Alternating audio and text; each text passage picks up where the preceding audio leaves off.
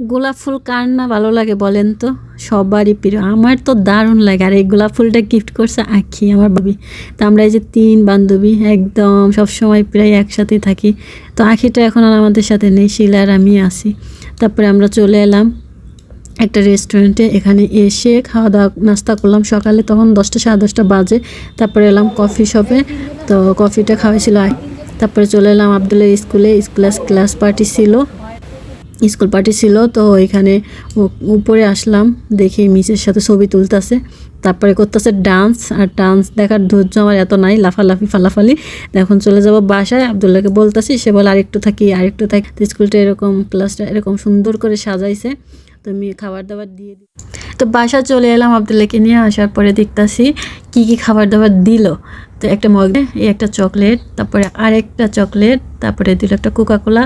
তারপরে এটার মধ্যে কি আছে, এটা বোধহয় সকালে নাস্তা দিয়েছিল, খায়নি। সিঙ্গারাটা খাইছে, একটা কেক আর একটা প্যাটিস। আর এটা হচ্ছে চিকেন বিরিয়ানি, সাথে একটা টিকিয়া আর একটা ডিম বোধহয় ছিল ভিতরে।